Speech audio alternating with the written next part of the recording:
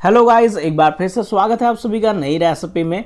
आज की इस वीडियो में हम बनाने वाले हैं मैसूर पाक। बहुत सारे लोगों ने कमेंट किया था कि जो जालीदार मैसूर पाक है वो कैसे बनते हैं, और कुछ लोगों के कमेंट आ रहे थे जब मैंने पिछली वीडियो अपलोड किया था मैसूर पाक की, तो बहुत लोगों ने बोला था कि हमारा जो मैसूर पाक है वो जालीदार नहीं बना। तो आज जालीदार कैसे बनाना है मैं आपको बताऊंगा। तो चलिए स्टार्ट करते हैं।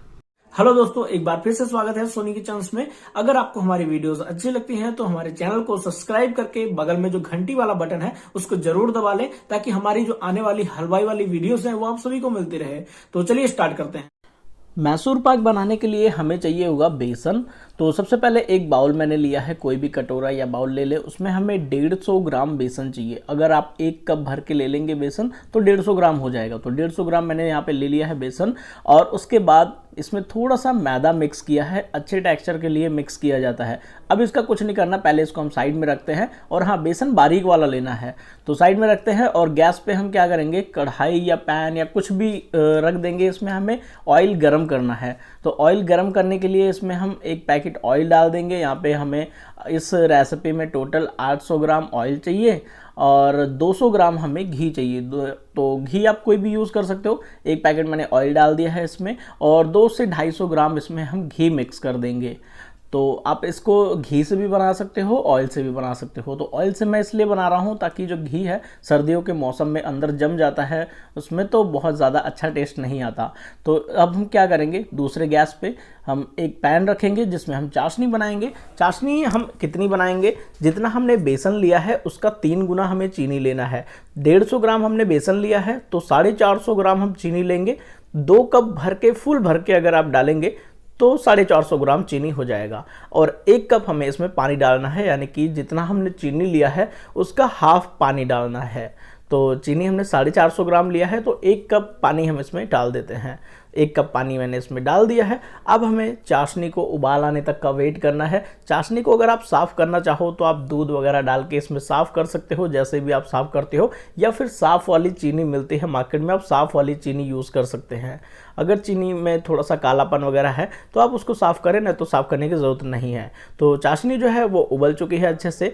तो इसको हमें सिर्फ 1 मिनट तक उबालना है। उबाल आने के बाद 1 मिनट उबालना है। जैसे अब उबाल आ चुका है हमारी चाशनी में, अब हमें इसको 1 मिनट तक उबालना है ताकि इसमें तार बन जाए। एक तार ही बनानी है इसमें, बहुत ज़्यादा नहीं बनानी, हल्की सी एक पतली सी तार बननी चाहिए हमारी चाशनी में बस। तो 1 मिनट उबलते हुए हो चुके हैं। तो अब चाशनी को हम हल्का सा चेक कर लेते हैं, इसमें तार बन रही है या नहीं। ये देखिए, इस तरीके की जो तार है वो बननी चाहिए चाशनी में। तो अब हम क्या करेंगे, तार तो बन रही है, गैस बंद कर देते हैं। अब गैस बंद करके इसको साइड में नहीं, इसी गैस पे रखना है। और इसमें आप केवड़ा वाटर, इलायची का पाउडर, या फिर जो भी आपको फ्लेवर वगैरह इसमें पसंद हो आप डाल सकते हैं।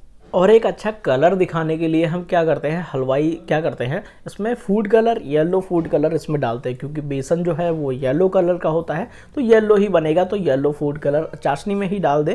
अगर आप कलर नहीं पसंद करते तो आप स्किप भी कर सकते हैं बिल्कुल। अगर कलर नहीं भी डालेंगे तब भी बिल्कुल परफेक्ट ही बनेगा। ये बस थोड़ा सा हलवाई ऐसा ही अट्रैक्शन के लिए यूज़ करते हैं, थोड़ा बढ़िया कलर आ जाए। तो जो हमारा ऑयल और घी का मिक्सचर हमने रखा था वो गर्म हो चुका है, और जो बेसन और मैदा हमने रेडी किया था वो भी है। अब इसमें हम क्या करेंगे, इसका एक बैटर बनाएंगे, लेकिन पानी नहीं डालना है, इसमें ऑयल डाल के बनाना है। तो देखिए, गरम गरम ऑयल और घी दोनों जो मिक्स है गरम हो चुका है। अब इसको हम एक बैटर बनाएंगे। ये देखिए, इस तरीके का जो बैटर है हमें रेडी कर लेना है। तो बिल्कुल इस तरीके का जो बैटर है वो रेडी हो चुका है। अब हमें इसको साइड में रखना है। इस बैटर को हमें चाशनी के अंदर डालना है, और जो ऑयल है और घी है जो कढ़ाई में, उसे भी हमें गर्म रखना है, गैस को ऑन करके रखना है। और चाशनी वाला जो गैस था वो मैंने ऑन कर दिया है। चाशनी में जैसे ही हमारे उबाल आ जाएगा, इसी चाशनी में हम अपना जो बेसन का बैटर हमने बना के रेडी किया है वो बैटर हम इसी के अंदर डाल देंगे। मैदा मैंने थोड़ा सा टेक्स्चर के लिए डाला है बेसन में। अगर आपको नहीं पसंद तो आप स्किप भी कर सकते हो। अगर आपके पास मैदा नहीं है तो आप ओनली बेसन से भी बना सकते हो। मैदा बस थोड़ा सा डाल देते हैं तो इसमें थोड़ा सा बाइंडिंग और अच्छा टेक्सचर आ जाता है बस। तो बेसन का बैटर मैंने इसमें डाल दिया है। अब इसे हमें उबालना है, लो फ्लेम पे ही उसको पकाना है। करीब 15 से 20 मिनट तक इसको हमें पकाना पड़ेगा।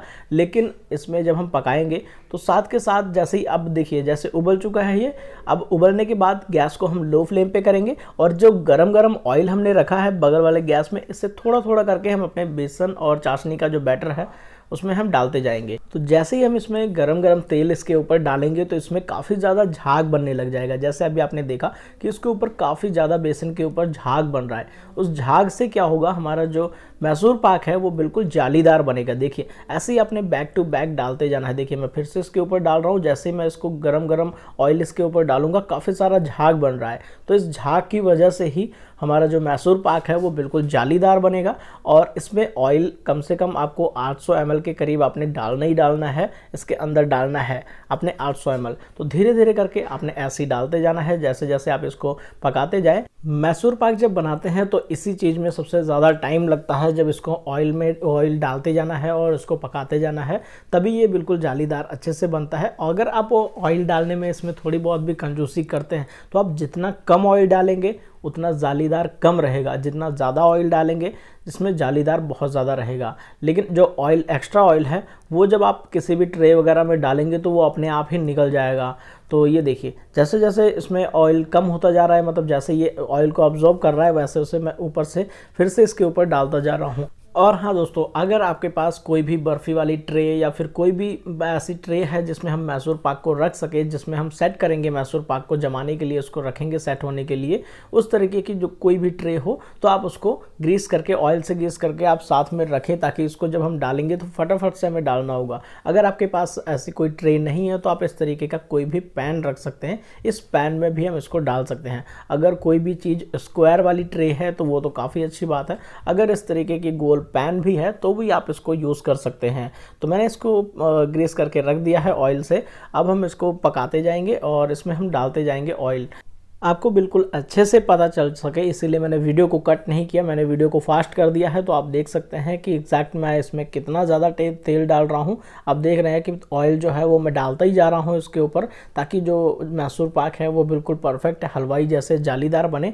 हलवाई जितना डालते हैं उससे भी मैंने कम ही डाला है, लेकिन हलवाई जितना डालते हैं वो बिल्कुल सही होता है, बिल्कुल परफेक्ट वो डालते हैं, क्योंकि उनको बहुत ज़्यादा बड़ी क्वांटिटी में बनाना होता है। तो वो बाद में जिस ट्रे में डालते हैं उस ट्रे के थ्रू जो ऑयल है वो बाद में निकल भी जाता है। तो देखिए अब इसको हम चेक करेंगे, करीब 15 मिनट हो चुके हैं। तो चेक करने के लिए क्या करना है, कोई भी चम्मच वगैरह से आपने थोड़ा सा इसको उठाना है, अपने फिंगर में इसको बॉल बना के देखना है। अगर बिल्कुल ऐसे आपके फिंगर में नहीं चिपक रहा है, बॉल बन रहा है, तो इसका ये मतलब है कि ये बिल्कुल रेडी है। देखिए अब ये बिल्कुल रेडी लग रहा है, कलर से भी बिल्कुल आप देख सकते हैं कि बिल्कुल ऐसा लग रहा है रेडी है। अब इसको फटाफट से हम पैन में डाल देंगे। इस तरीके से पैन में हम इसको डाल देंगे और इसको फटाफट से ऊपर से बिल्कुल प्लेन कर देंगे, जहाँ भी नहीं है उसको बिल्कुल अच्छे से प्लेन करके सेट कर देंगे। आप इसमें ब्राउनिंग देख सकते हैं, काफ़ी अच्छे से जो हमारा मैसूर पाक है वो ब्राउन हुआ है। और बीच में हमें इसको ब्राउन करना बहुत इंपॉर्टेंट होता है, इसीलिए मैंने थोड़ा सा ऊंचे वाला ऐसे पैन लिया है ताकि बीच में अच्छे से ब्राउन हो जाए।